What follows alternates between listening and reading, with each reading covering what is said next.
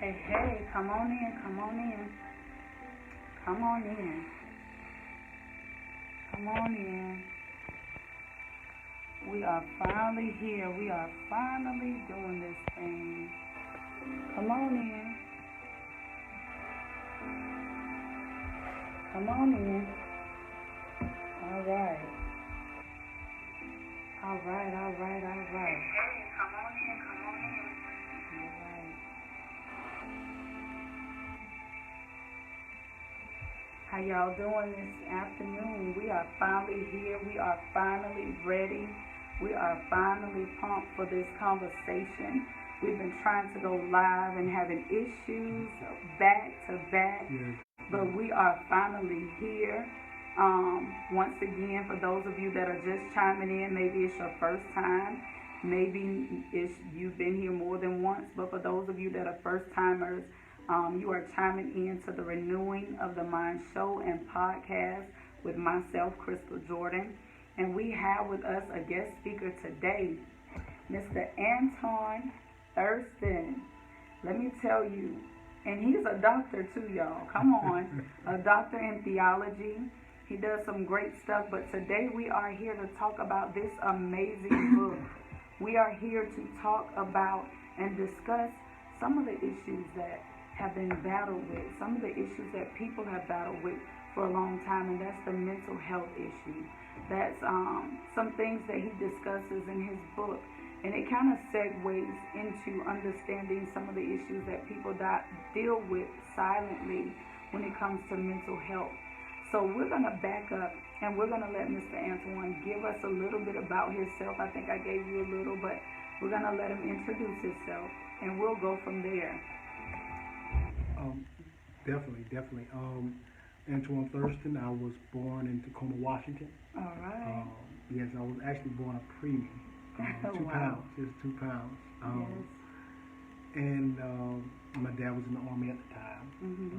so moved around a lot. But I was never an Army baby. Right. So after I was basically born, months afterwards, my parents moved back down this way. Uh-huh. And they settled down, got married. My dad left the Army. My dad left the Army and then settled down here. Wow. And they were married for over 20-something years. Wow. And so then he passed on my birthday, midnight, 2014. Wow. Well, so you made it through. Yeah. Because I know there had to be some issues with moving and then the passing of your father. Do you discuss that in this book? Not necessarily. This was prior to the passing of my father. Okay. Well, let's still discuss a little bit about that, because you just gave us some information that some people, they deal with on a day-to-day basis, but they don't know how to deal with that. And I know it's not discussed in your book, but we're going to start with that.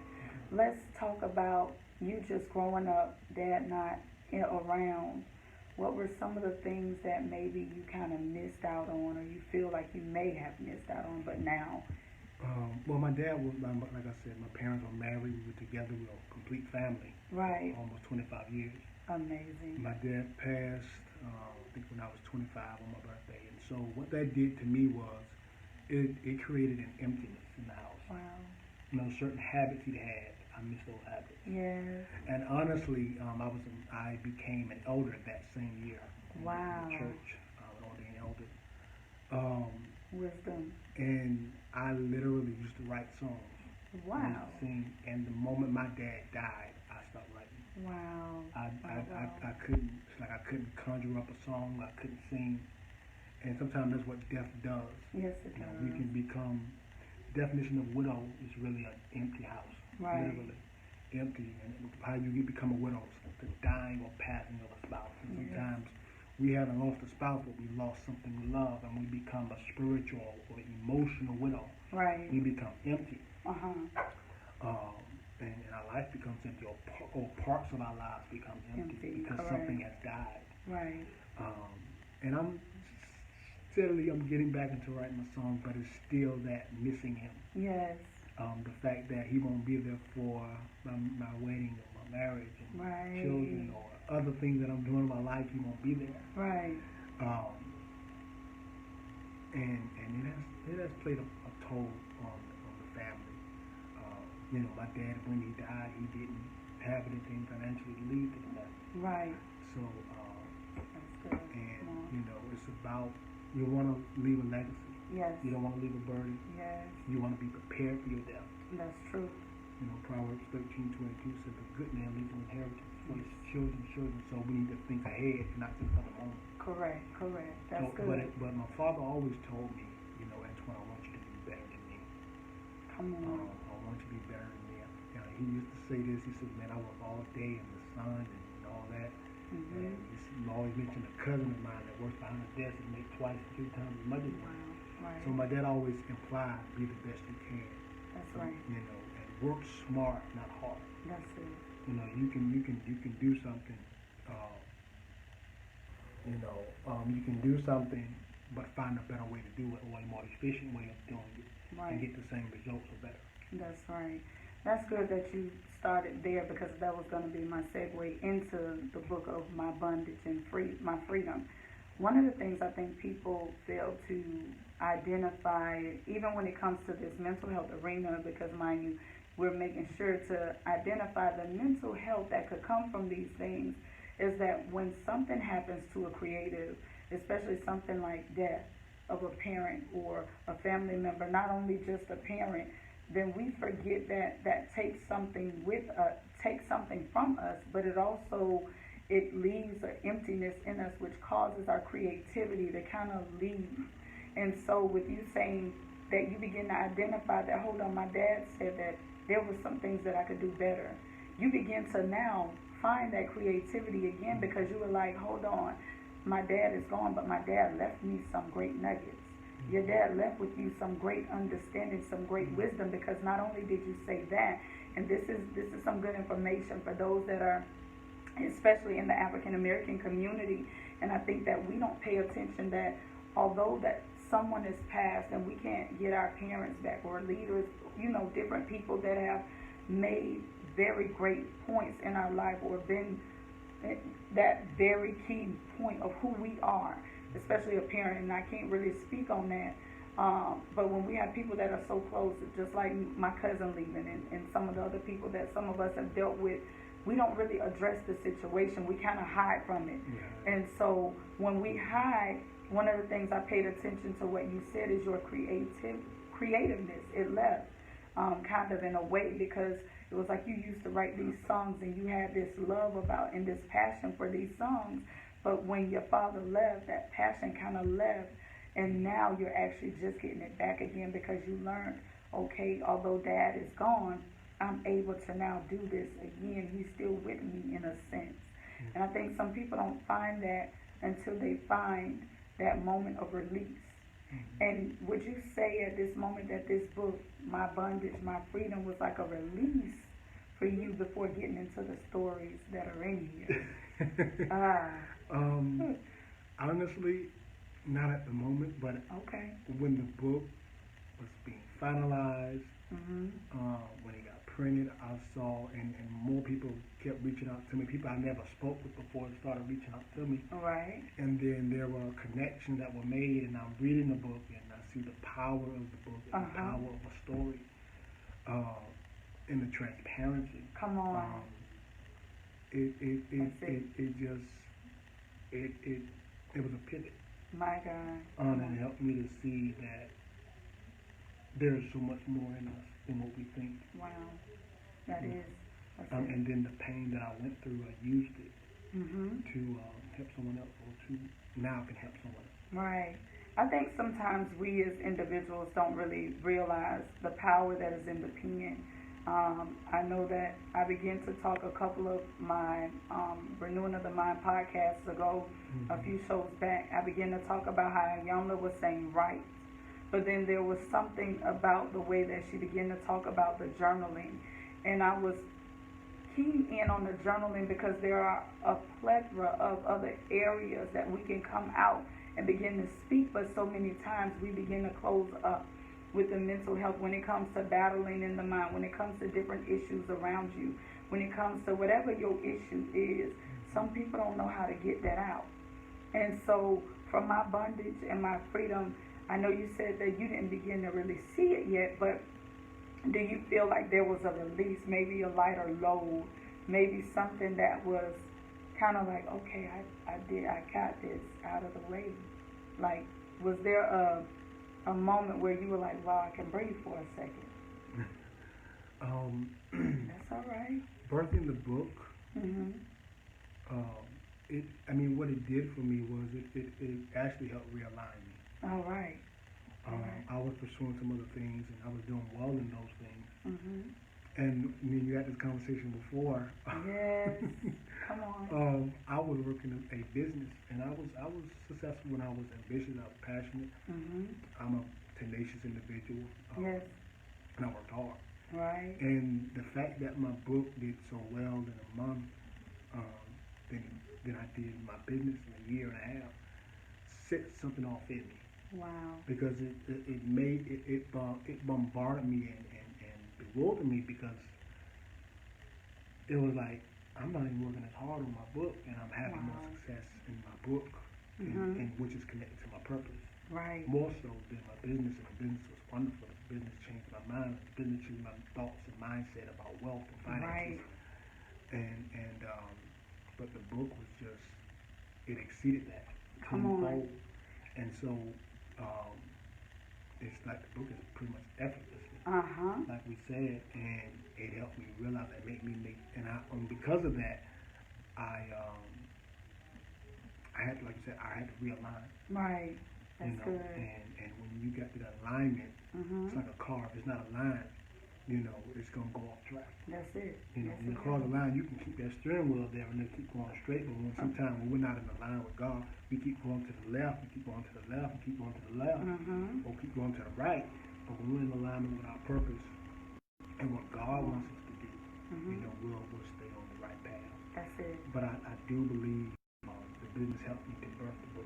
That's it. Yes, it because did. it was changing the way I was thinking about money, wealth, and networking and connecting with people. That's good. Because honestly, if it wasn't for the business, I would have met the person right. that had me do the book. That's it. So it's really about networking and just meeting the right people that have your best intentions at heart. That's good. One of the things I want you to begin to talk to us about now is some of the information that you've placed in this book that could help others. Let's start with whatever story, whatever part that you want to let us know about.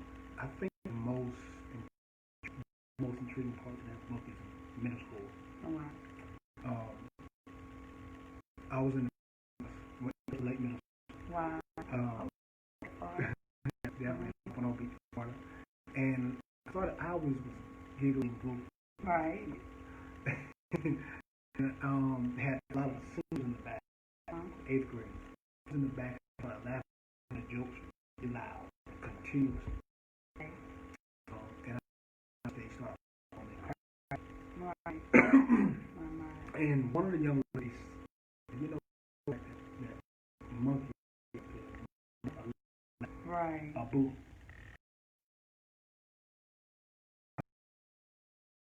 On a bus, in the back, called me that name, a boot. 3 years. Wow. 3 years. And about it, I never defended myself. I never said myself. I respond to a name. I respond to an identity that belongs to me. And some of us, we are able to do our names, call us, give us different and culture, and we do nothing about it. We accept what other people say or idea of us, but it's not our idea. No, it's not. It's not our idea. So we don't say anything. You become also part. Yes.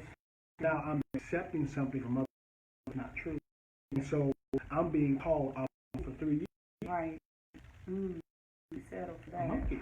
Right. Come on. 3 years. And how many of us live our life, live like monkeys? Come on. Or we live a different life. We accept the life of the enemy. Right. That's good. Through somebody else, or just through ignorance. That's good right there, because I think sometimes we don't identify that we are in an identity crisis.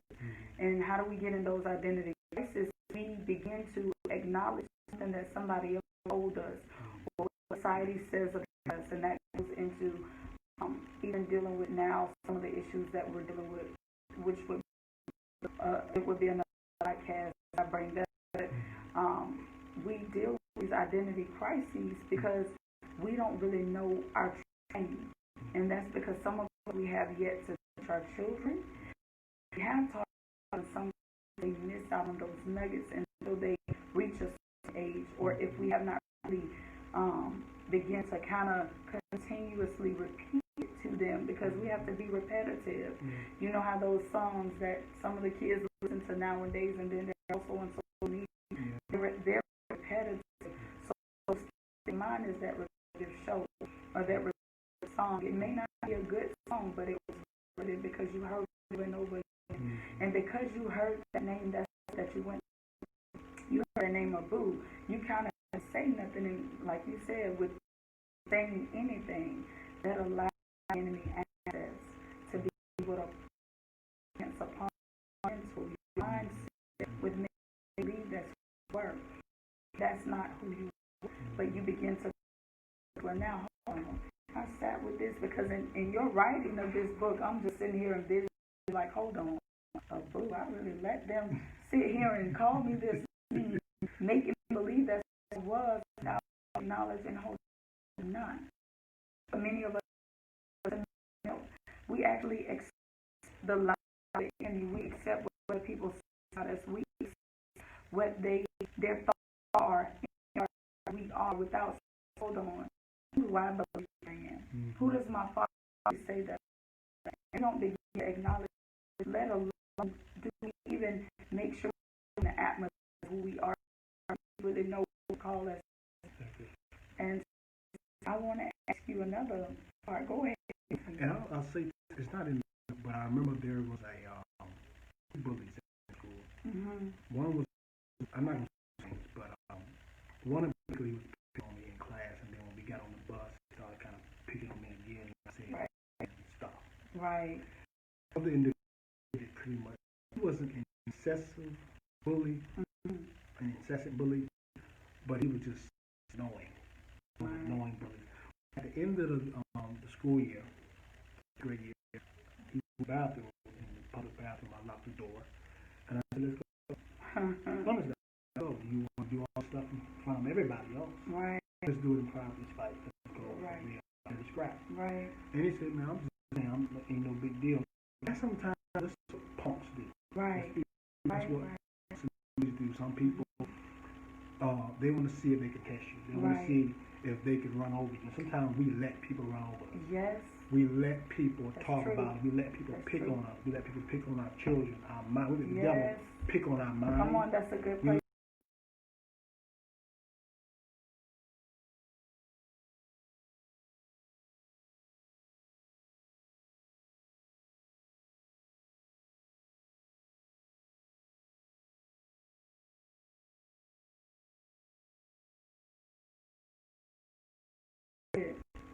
I was a peace, scared to go to school, scared to go to work. We got a bully at the office called a boss or a co-worker, and you won't never confront the person. Right. Because the person won't take you seriously. You confront them and let them know this is the problem. And sometimes you got to be willing to fight that bully, or that bully spirit, that bully mindset, that bully mentality. That mentality. And so you really got to confront and say, hey, I'm ready to go. Right. I think one of the areas that we forget to, or that we don't really challenge, is our mental. Sometimes we allow these thoughts that will say, oh, that's just me thinking. And sometimes it's not you thinking. This is where mental health issues come in it, where you have secret battles that you're not talking about, you're not discussing them. Sometimes you're sitting alone with you and your mind and your thoughts. And the enemy, he's pretty much kind of taking them and wrapping you around his finger. What would you say for those that have that place where they begin to battle in their mind, not understanding that they have the ability? I can say I have some good friends of mine, and we got together for breakfast. And I don't know these guys, but some of them I did know on a personal level, and we was having a great time. And I'm sitting there eating breakfast, enjoying myself, and the Bible says in Philippians, whatsoever things are true, come on, good, affectionate, holy or pure, that's it, trustworthy. He says, think on these. Yes. He says, put your mind on this. I mean, you got to be able to shift your mindset. He's not talking about casting out demons and all that spiritual stuff. He's talking about, if you want to have peace, you got to keep your mind on the right things. And so what started happening as we went on, I'm starting to think about all this negative stuff that can happen. Yes. Or what questions they're going to ask me. And sometimes we can be our own worst enemy. Yes, we think about the negative things that can happen in the situation. And none of the things that I was thinking came true. My God. And so you have to be conscious of your own thoughts. Yes, you do. I had to be like, none of this is true. This may not even happen. And so we become fearful of our own negative expectations or perceptions of what people think, and it's not even true. That's good. So we have to be able to safeguard our thoughts. Sometimes we may have an assumption about, we may think somebody think a certain way about us, and that is not even true. That's your own perception. That's your own mind. So Paul said, if it's not true, don't think on it. That's right. But if you want to know how somebody thinks about it, just ask. Right. And so then you'll know it's true. But don't live off an assumption. And sometimes we create our own false assumptions. And so now we create this anxiety, fear, the bills and all this stuff. I don't know how to do this, I'm going to do that. You create all this negativity in yourself. And Paul said, don't worry for anything. Don't be anxious. That's it. But in all things, prayer, supplication. I think sometimes we miss out on that part. And we get into this place where we begin to bound ourselves. And so I like that you said, my bondage and my freedom, because many times it starts with us. Because what am I digesting? It's kind of like food. Remember, first of all, the word is food. And so if we don't digest the correct thing, and we begin to digest those things that people are saying about us, we begin to allow those negative thoughts that we're digesting in our mental, if we are not subconscious. I love that you said subconscious, because one of the biggest things that I stand on is self-awareness. The reason I stand on self-awareness because we always have the ability to look at everybody else's eye and pick out what's in their eye. And in Scripture it says that, you can pick out the sty of somebody else's eye, but what about the sty in yours? Because so long, for so many years, we've identified the issues with others. But how many of us actually take the moment to self-assess, check ourselves out? What is on my mind? What am I thinking? What's hindering me that's coming out of my thoughts? What could be controlling my life by just one word that I've held on to for years? And I know because I've also battled with some things when I was younger where words of people played an issue on my mental later on, and as I began to turn into a teenager, I began to hold on, did I really allow that word to say who I was? And I began to conform to that thing, and I had to say, hold on. It says conform to nothing. Come on, be ye transformed by the renewing of the mind. So we got to make sure that we're not conforming to what other people say about us. And I loved another thing that you said, that you got that bully alone. See, sometimes we got to get ourselves alone. And we got to sit down and begin to battle for our own freedom. And I think this is where, and I want to jump into that, because this is now where you were able to go in and say, hold on, I have my own freedom. There's something I can do about this. What was that pivotal moment that let you identify, hold on, I actually did have freedom in here. Why was I sitting there for so long? I'm going to answer your question, but I'm going to transition, because one of the guys that was calling me a boo when I got to 9th grade, he started calling me that around my cousin. And I saw him on he started calling me just me as a boo, a boo, a boo. And I said, that's not my name. Right. That's not who I am. Don't call me that. Correct. And I called him some words, and letting them know that's not me. And if you want to go around with me, let's just around. Right. And when you really start coming to yourself of who you're not, you won't answer to everything, and you'll correct what's wrong. And some of us have allowed ourselves to be raped. Right. molested, not just physically, but mentally, emotionally, Come on. financially by people. And we never told people that's wrong, that's Right. not who I am, don't disrespect me like that. Some of us, we don't defend ourselves You're right.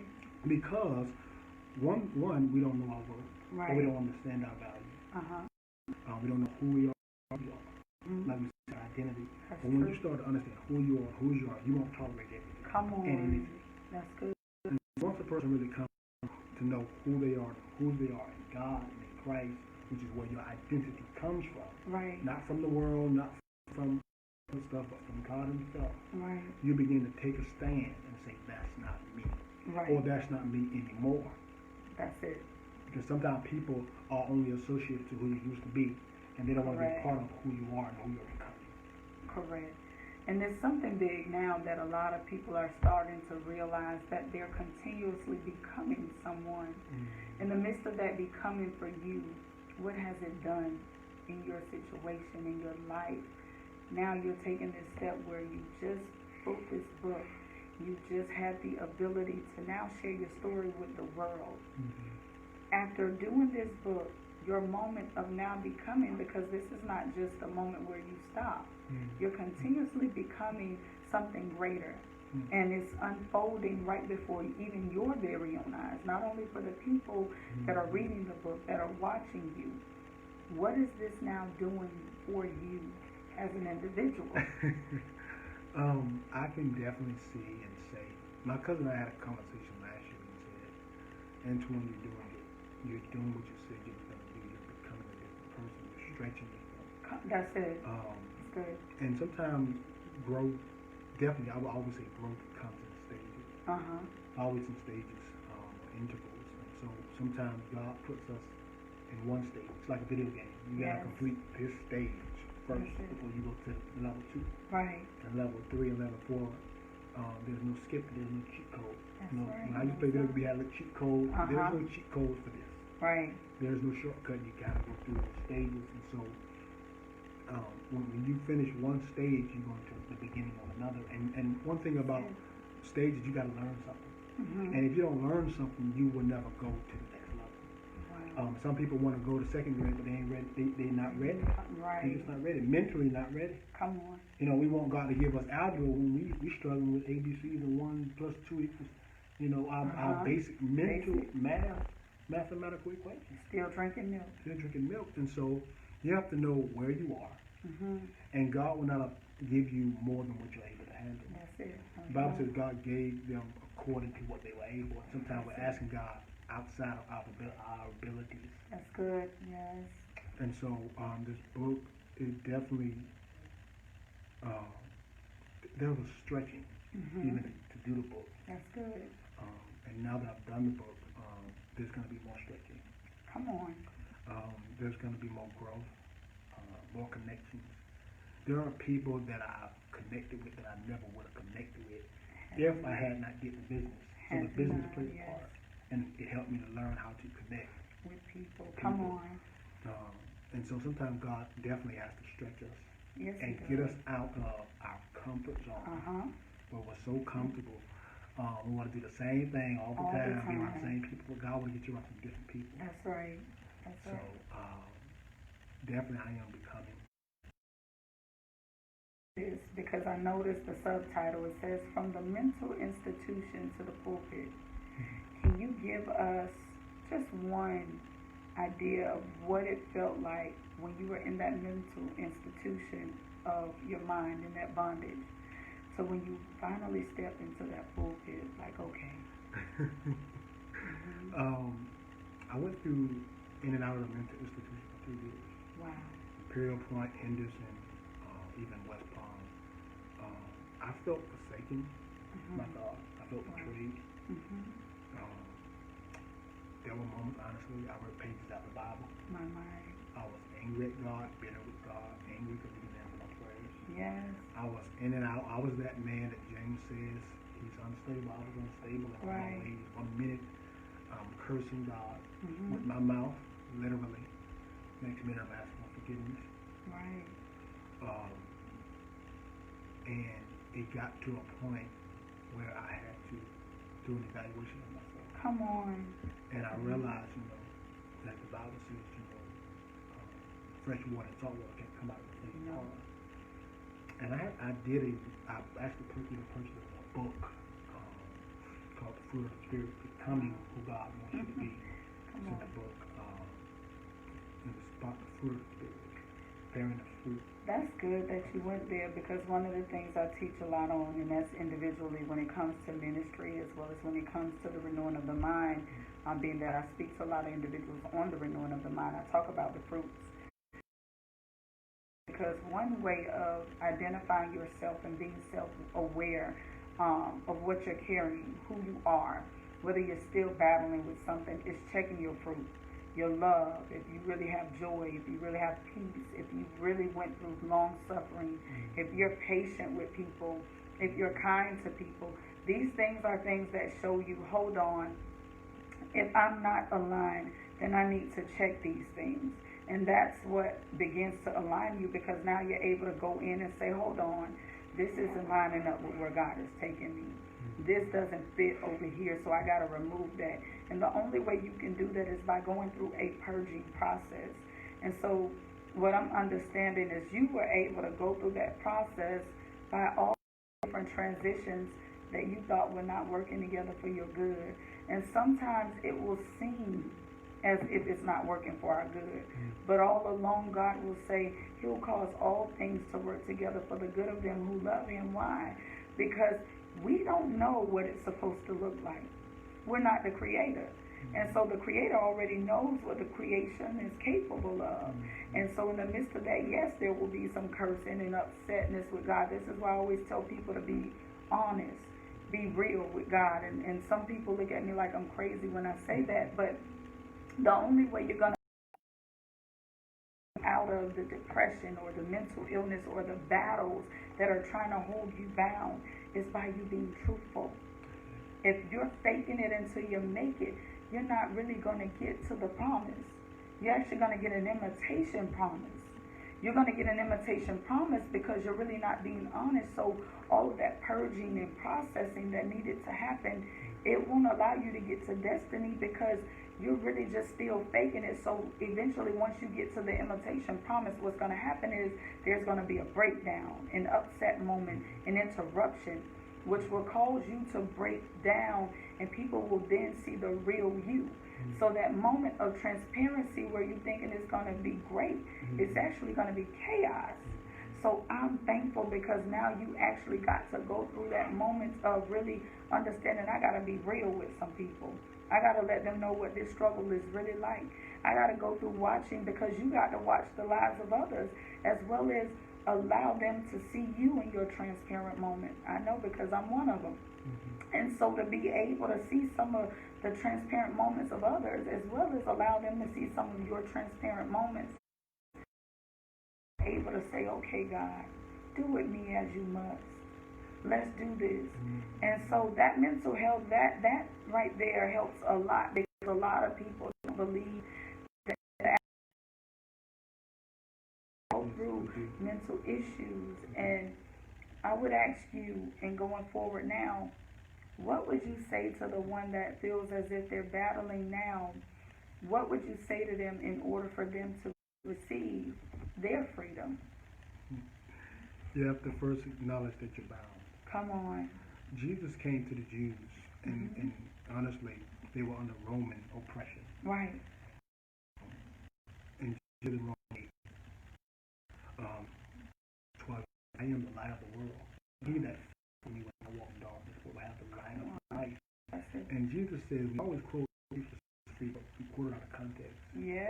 In that same verse or the verse prior, Jesus says, he that keeps my teaching, what I teach, the truth of my disciples, and the truth, they will know the truth. They will know the truth. The truth is in the teaching. That's it. The truth is in, it comes from God. It's through Christ. It comes through what He's speaking, what He's telling us. Some of us will never be free until we accept God's word. Come on, that's good. And if you're not going to accept God's word, by it and continuing, sometimes freedom is progression. Yes, it is. And that's in the context of what Jesus is saying. It's sometimes be free now, but then there's a progressive freedom. That's it. There are things I'm just getting free of. I've been saved and been preaching for 7 years. Come on, but you got to stay. He said, "You abide in my teaching. You'll be my disciple." And then as you grow in my teaching, there are fall off. Yes, it will. That you'll be delivered from. If you don't stay in His word, and if Satan was teaching His word, he was dying. Come on. I think one thing people don't understand about, and first and foremost, me being a deliverance pastor, they don't understand deliverance is continuous. Some people believe that deliverance, it happens and it's gone. Deliverance is something that is continuous. It doesn't matter if you're not delivered from that same thing and that is over. There's still some other things that need to be broken off. There are still some things you're going to have to still grow in. There's still some areas where you're being equipped in order to stand in the battle and know how to fight back. Because it says in Scripture, it says that when that house is swept, there's going to be a time where those 7 spirits come back. And what they're going to try to do is come even stronger. But if it returns and then there's word in that thing, come on, then it can't return even stronger, because now you have something to face them with. You have something to battle with. You have your weaponry, and now you understand what your weaponry is. And I'll add to that. Even when you look at the Old Testament, we talk about deliverance. And there were many times God delivered the Israelites, but He didn't literally, as far as the Egyptians, bring them out. Yes. There were He and they would say God delivered us from anything, but they fought. Right. How did God deliver them? Through their fighting. Right. You want to be delivered, God, and just God said when you start fighting. Come on, you gotta. Some of us, we don't want to fight. We don't want to. We don't want to fast.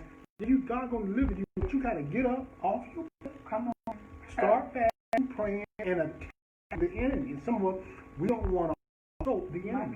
My, come on. And when some of us, we're allowing the enemy to dwell in our promise. That's it. God said, "I'm giving you the land, it's yours." This is but yours. You got to drive them out. Come on. That's part of the deliverance. That's what the Hittites and it actually took them. Right. Honestly, it took Joshua probably about 7 years to drive all of them out. My. And even then, there was still some left. Sometimes, in order to have what God wants to have, it takes time. Yes, it didn't come. It don't come in a month. It don't come in a year. You not deliver initially. That's it. But a progressive deliverance as well, like you said, and that comes with fighting. That comes with consistency. Yes. But we'll fight the Palestine, but we'll fight the Amalekites. Come on. We'll fight the Amalekites, but we won't fight the Jebusites. Come on. And so we keep and hold on to certain tribes and things we like because we don't want to deal with it. Right. And if you don't deal with it, what did God become a thorn and it's going to hurt you? And so if you don't, you have the power of now, it will hurt you later. That's good. And some of us are oppressed things that are actually weaker than us. That's it. Come on. You on it. We're oppressed. And that's good right there. That's a good place. Some of us are oppressed by things that are actually weaker than us.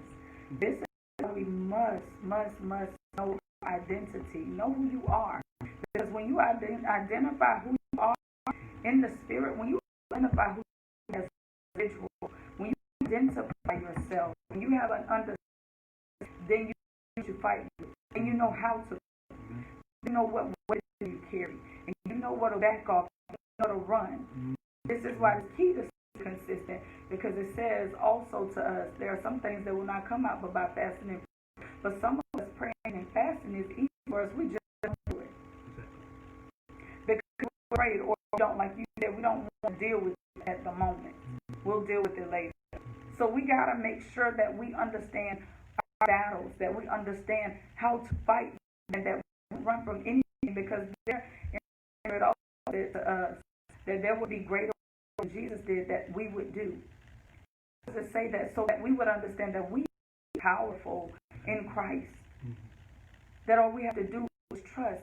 And by faith, come on, by faith, we're able to subdue and cover the promise. It's already there. Yes, now we just got to go get it in. Come on. With that being said, is there anything you want to leave the people today from you, the things that you learned thus far? I would definitely say it's not until you come into understanding that, like I said before, that you realize that Jesus said, "Whom the Son is free is free indeed." Come on. And one of the Jews responded to that and said, we are not slaves to anybody. Mm-hmm. And so even in the midst of truth and freedom, they're still bound. But their problem was they wanted, even after Pentecost, on the day of Pentecost, they asked them, when is the Israel going to be restored? They're talking about they want to be restored after. My mind. Says, I'm not going to do that. There's spiritual things first. Right. Because they want to be relieved from Roman oppression. They don't want to pay taxes. They don't want to be enslaved no more. They want freedom. Right. But they had to go through something. But Jesus was dealing with the spiritual slavery and spiritual oppression. Sin. Jesus said, I came in first to set you free. And first, be wise. Because the reason they are under Roman oppression, you got to go back to the Old Testament. They were under Babylonian oppression, the Syrians, the Persians, and then the Romans. Why? Because of their idolatry. Yes.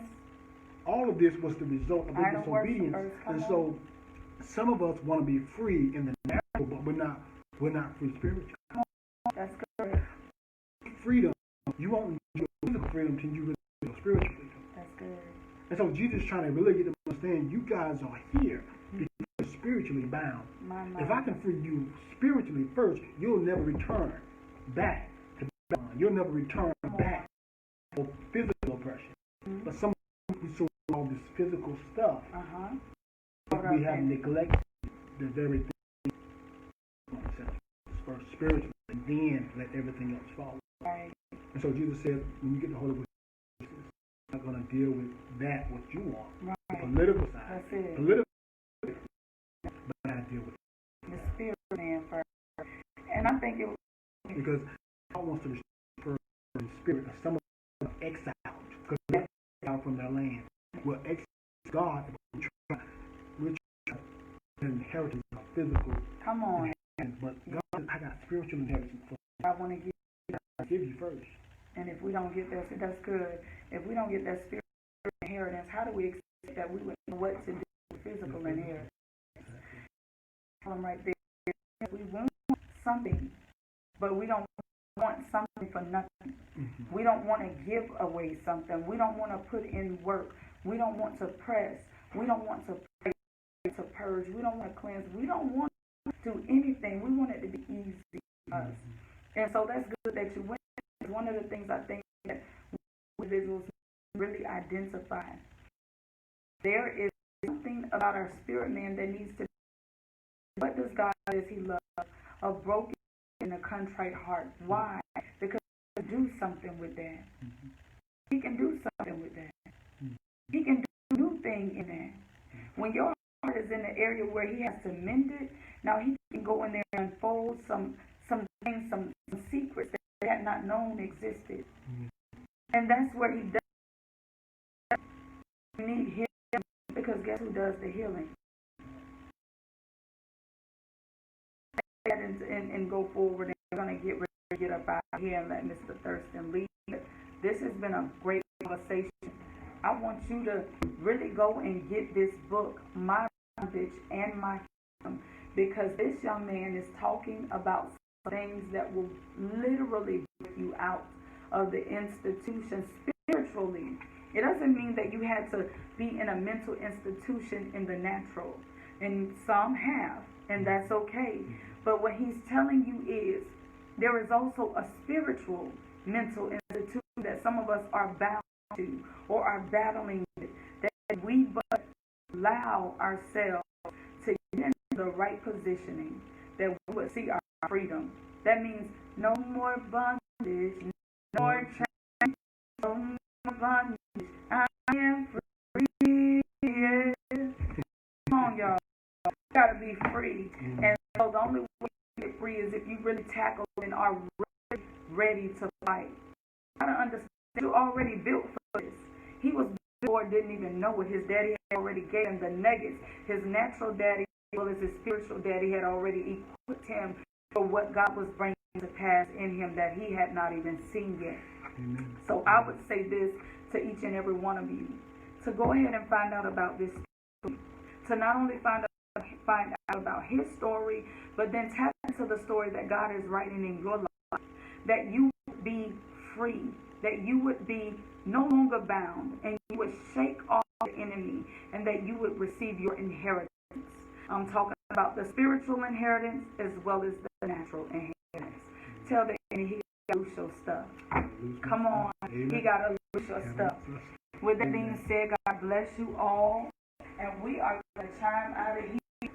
And I'll see you later. God bless you. I'm going to actually leave off with some music for you all.